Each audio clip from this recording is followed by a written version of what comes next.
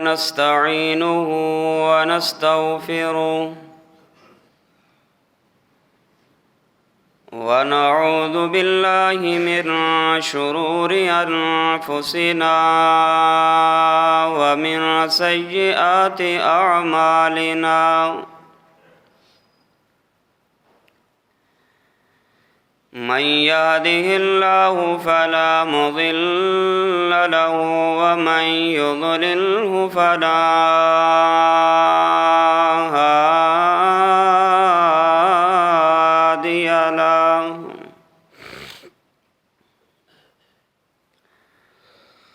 ونشهد أن لا إله إلا الله ونشهد أن محمدًا عبده ورسوله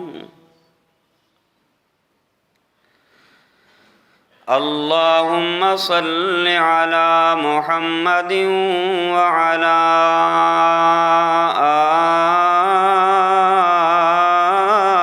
آل محمد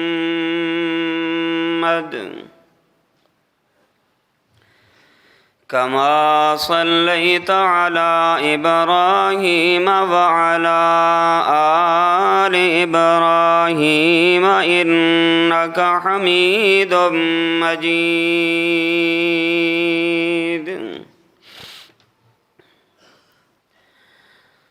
اللهم بارك على محمد وعلى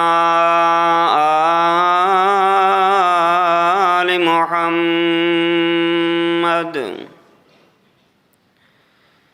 كما باركت على إبراهيم وعلى آل إبراهيم إنك حميد مجيد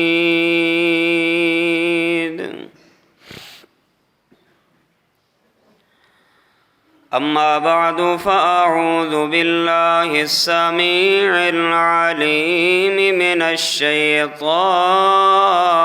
الرجيم بسم الله الرحمن الرحيم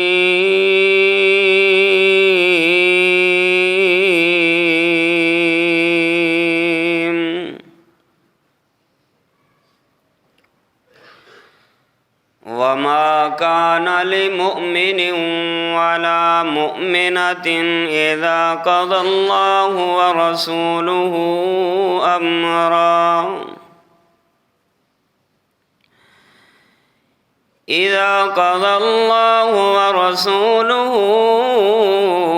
أمرا أن يكون لهم الخيرة من أمرهم ومن يعص الله ورسوله فقد ضل ضلالا مبينا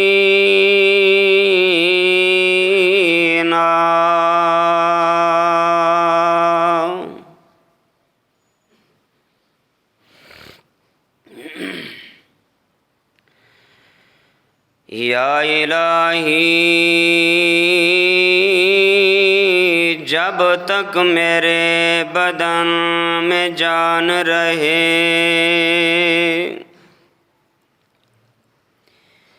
میری یہ تمنا ہے کہ میرے لب پہ تیرا قرآن رہے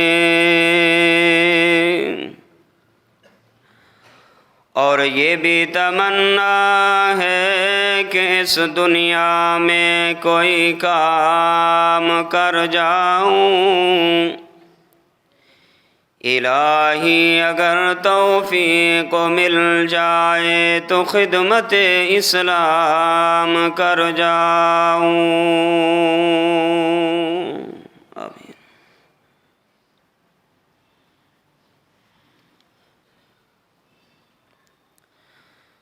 حمد و ثنا، کبریائی، بڑائی، یکتائی، تنہائی، شہنشاہی اور بادشاہی اللہ وحدہ لا شریک کے لیے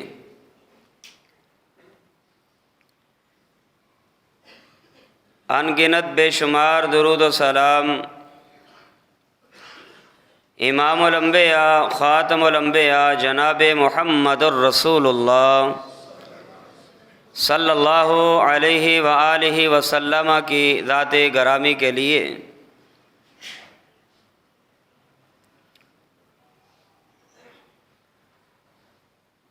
اللہ تعالیٰ کے بعد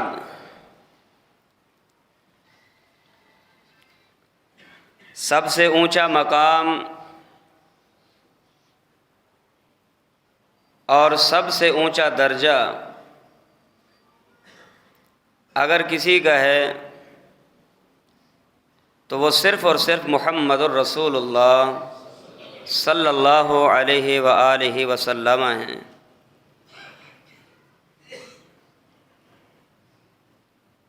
اور اس تمام امت مسلمہ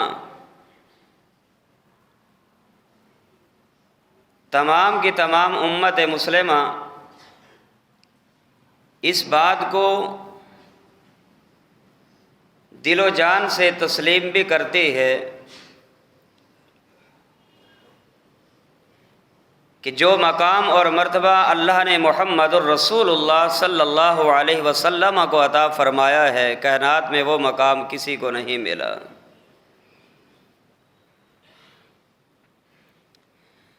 لیکن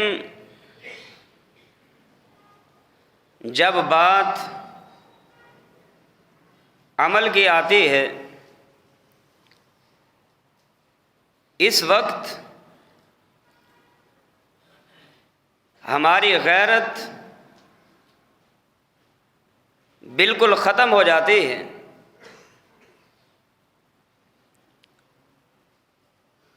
پیارے پیغمبر علیہ الصلاۃ والسلام کی جب ذات کا یا آپ کی بات کا، جب آپ کی احادیث کا جب مسئلہ آتا ہے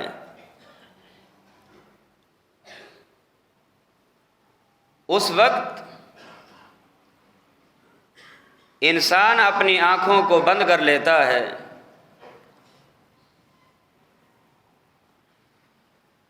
لیکن اس کے بالمقابل اگر اپنی ذات کا مسئلہ ہو تو اس وقت ہم فوراً جوش میں، غصے میں، غیرت میں آ جاتے ہیں۔ اگر ہمارے گھر کے حالات کے خلاف اور گھر کے معاملات کے خلاف اگر کوئی بات ہو، ہم اس شخص سے بیزاری کا، دوری کا اور نفرت کا اظہار تو کر جاتے ہیں، لیکن افسوس کی بات یہ ہے، کتنے ظلم کی بات ہے کہ جب بات پیارے پیغمبر جناب محمد الرسول اللہ صلی اللہ علیہ وسلم کی اتباع کی آتی ہے تو اس وقت ہماری غیرت بالکل ختم ہو جاتی ہے۔ اس کا مطلب یہ ہے کہ آپ علیہ الصلاۃ والسلام کی ذات کی حیثیت ہماری ذات سے زیادہ نہیں، آپ علیہ الصلاۃ والسلام کی بات کی حیثیت ہماری بات کی حیثیت سے زیادہ نہیں۔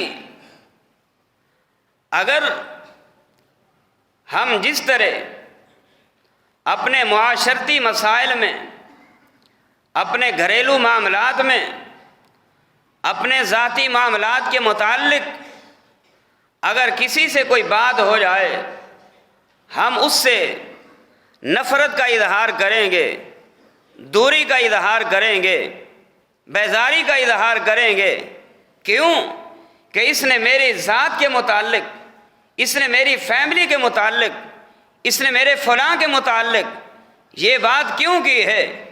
لوگوں، یہ ظلم کی بات نہیں ہے کہ جب بات محمد الرسول اللہ صلی اللہ علیہ وسلم کی آتی ہے، جب آپ کی ذات کی بات آئے، جب آپ کی بات کی بات آئے، آپ کی سنت کی بات آئے، آپ کے قول کی بات آئے، آپ کے افعال کی بات آئے، آپ کے کردار کی بات آئے، آپ کے معاملات کی بات آئے، جب محمد الرسول اللہ صلی اللہ علیہ وسلم کی سنت کی بات آئے، ہم مخالفین کو دیکھ کے اپنی آنکھوں کو بند کیوں کر لیتے ہیں؟ ہم ان کو خلاف سنت کرتا دیکھ کر ہم ان کو روکتے کیوں نہیں؟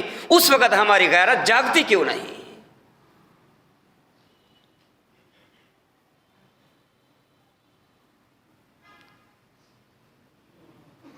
نہ کسی سے نفرت، نہ کسی سے رشتے کا انقطاع، بریلوی کی رشتہ داری اہل حدیث سے اور اہل حدیث کی رشتہ داری غیر اہل حدیث سے، آخر وجہ کیا ہے؟ یہ معاملات آخر کیوں ہیں؟ ہماری غیرت کیوں نہیں جاگتی؟ ہم غیور کیوں نہیں بنتے؟ اپنی ذات کے معاملے میں ہم غیور، اپنی بات کے مقابلے میں ہم غیور۔ جب بات سنت رسول کی آئے، جب بات محمد الرسول اللہ صلی اللہ علیہ وسلم کے عمل کی آئے، اس وقت ہم خلاف سنت عمل کرتا دیکھ کر ہماری غیرت کیوں نہیں جاگتی؟ بات سوچنے کی ہے۔ وجہ کیا ہے؟ وجہ صرف اور صرف یہ ہے کہ جی ہماری برادری کا ہے، ہماری برادری کا ہے۔ بتاؤ غیرت کہاں گئی؟ دینی حمیت کہاں گئی؟ یاد رکھو میرے بھائیوں، میری ماؤں، میری بہنوں، ہم عملی میدان میں بالکل زیرو ہیں، بالکل صفر پہ ہیں۔ جب بات عمل کی آتی ہے ہم اپنے آپ کو بالکل زیرو محسوس کرتے ہیں۔ ہمارے اندر اگر غیرت ہوتی تو ہم پیارے پیغمبر علیہ الصلاۃ والسلام کی بات اور سنت کے مقابلے میں کسی کی بات کو ترجیح نہ دیتے، کسی کے عمل کو ترجیح نہ دیتے، کسی کے قول کو ترجیح نہ دیتے، کسی کے طریقہ کار کو ترجیح نہ دیتے۔ آج دین کو ترجیح نہیں، اللہ کو ترجیح نہیں، محمد الرسول اللہ صلی اللہ علیہ وسلم کو ترجیح نہیں۔ آج ترجیح اگر ہے تو صرف اور صرف برادری کو ہے، خاندان کو ہے، اپنے کنبے اور قبیلے کو ہے، اپنے خاندان کو ترجیح دی جاتی ہے، قرآن و سنت کو کوئی ویلیو نہیں دی جاتی۔ بڑے افسوس کی بات، دردمندانہ یہ احساس رکھتے ہوئے یہ بات آپ کے سامنے کرنے لگا ہوں۔ ہم ہر معاملے میں غیور، لیکن سنت کے معاملے میں ہم غیور کیوں نہیں؟ برادری کے معاملے میں غیور، قرآن و سنت کے معاملے میں ہم غیور کیوں نہیں؟ اپنی ذات کے معاملے میں غیور، پیارے پیغمبر کی بات کے مقابلے میں ہم غیور کیوں نہیں؟ آپ کی سنت کے لیے غیور کیوں نہیں؟ آپ کی بات کے لیے ہم غیرت میں کیوں نہیں آتے؟ ہماری غیرت کیوں نکل جاتی ہے؟ ہماری آنکھیں کیوں بند ہو جاتی ہیں؟ ہم نفرت کیوں نہیں کرتے؟ ہم اس سے بیزاری کیوں نہیں کرتے؟ ہم اس سے دوری اختیار کیوں نہیں کرتے؟ جو اللہ کا بھی باغی ہو، رسول اللہ کا بھی نافرمان ہو، ہماری اس سے رشتہ داری کیوں ہے؟ ہمارا اس سے تعلق کیوں ہے؟ ہمارا اس سے اٹھنا بیٹھنا کیوں ہے؟ ہمارے اس سے معاملات کیوں ہیں؟ یاد رکھیے، اگر اپنی بات کے مقابلے میں ہم رسول اللہ صلی اللہ علیہ وسلم کو ترجیح دیں گے، قرآن و سنت کو ترجیح دیں گے، ہم کامیاب انسان کہلائیں گے۔ اگر ان معاملات کے مقابلے میں اپنی غیرت کو ترجیح دی تو پھر ہماری غیرت کا جنازہ نکل گیا۔